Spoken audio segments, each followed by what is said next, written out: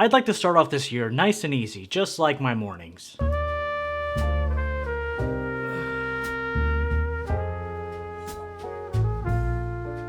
So all we're going to be doing is shuffling up the deck, eliminating some cards, and then making the impossible a reality. Let's go.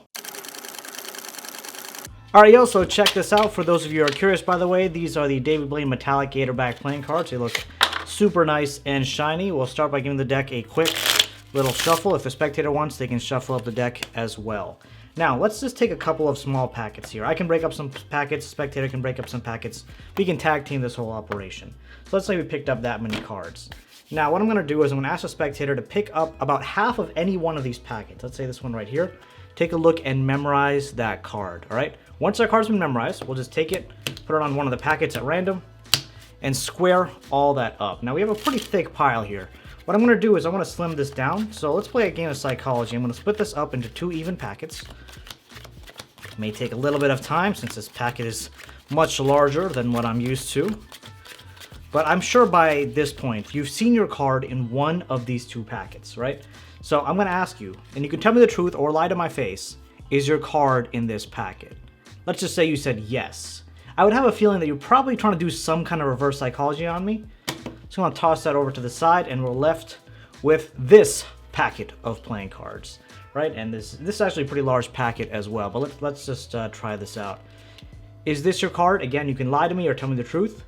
This is your card. Well, again, I feel like you just have that lying kind of personality, so most likely it's not actually your card. Let's try this one here. Is this your card? No, it's not your card.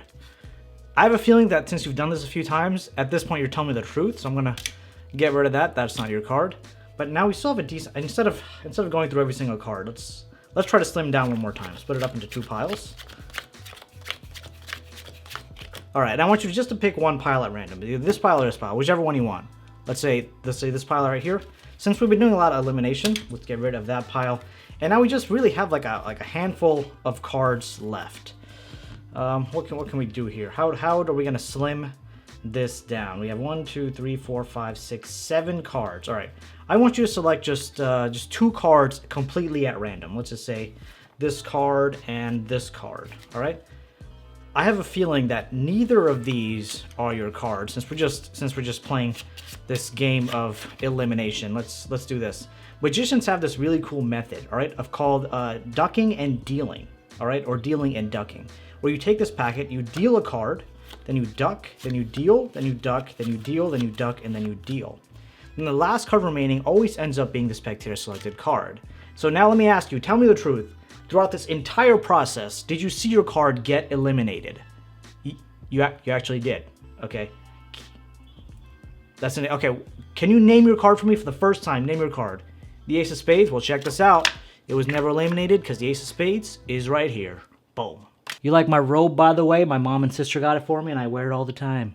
Sometimes. What up, crew? It is Magic Monday, and this is your place to learn magic, master your performance, and captivate audiences. Since this is my first video of 2024, I want to wish you all a happy new year.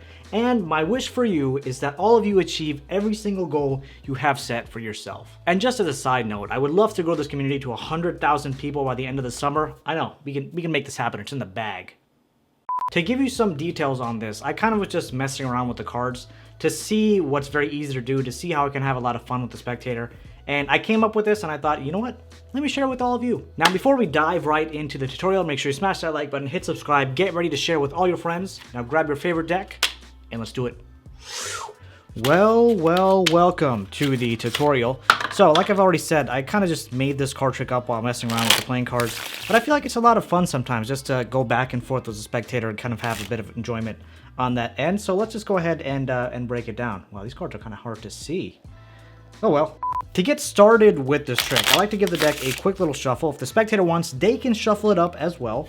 Then you tell the spectator we're going to make a couple of small packets. I generally like to go with 6, but of course you can feel free to adapt this to your own liking. So first thing I do is I count off 5 cards. Of course, don't make this blatantly obvious. You want to make this as hidden as possible. Count off 5 cards. Easiest way I see how to do this is I do 4 and 1. So I usually push off 4 cards at once, and then I push off 1 more with like the super base of my thumb. If you're not comfortable doing that, push off 3 and 2. That's pretty easy as well.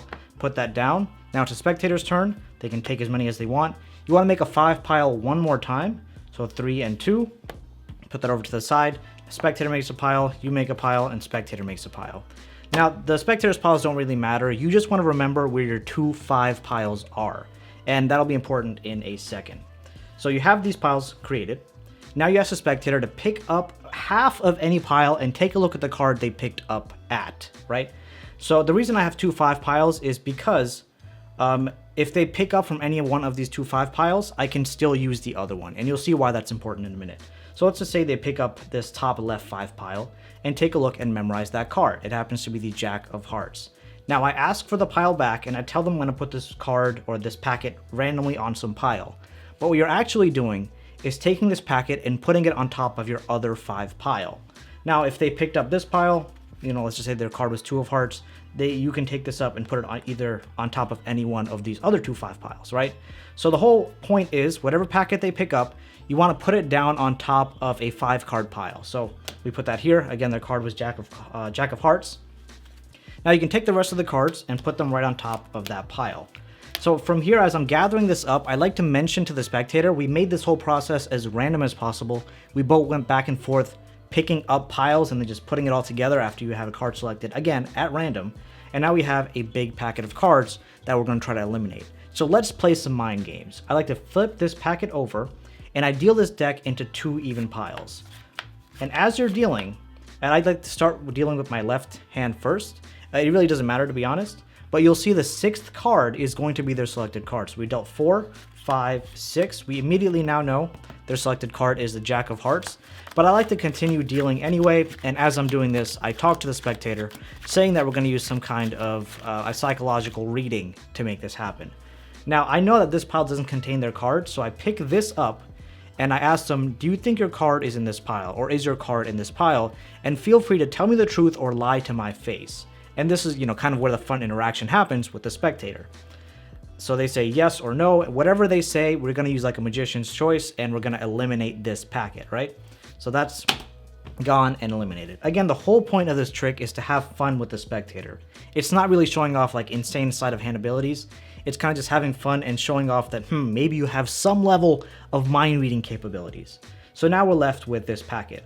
What you don't want to do is, although the spectator has seen their card is 3rd from the top here, you don't want to spread it out again to emphasize that. Just turn this packet over, and I would say 100% of the time that I've done this, I haven't done this a whole lot, but 100% of the time that I've done this, once you divert their attention to this packet, they're going to kind of forget that where their card was in this packet. They'll just remember that it was in this packet, right? So now, as I say, we have a decent number of cards left. We have to eliminate these as well. You want to grab a pinky break under the 3rd card from the top, right? So as a square up, I grab a pinky break right over here. Then I push off the top card and I say, is this your card? You can tell me the truth or lie to my face. Whatever they say, yes or no, you're going to flip this over and eliminate it. Then you do the same thing with the next card, except now you do a double lift, right? Double lift, you're flipping over 2 cards as one. You show them the Jack of Hearts, they're going to say yes or no. You're going to say, okay, I don't believe you again. You flip that back over and toss over the top card, which is an arbitrary card, by the way. Boom. Toss that over to the side. And now you're left with a decent number. So I kind of stop here and say, it's going to take forever to go through all these cards. Let me do this instead. I'll split this up into 2 even piles.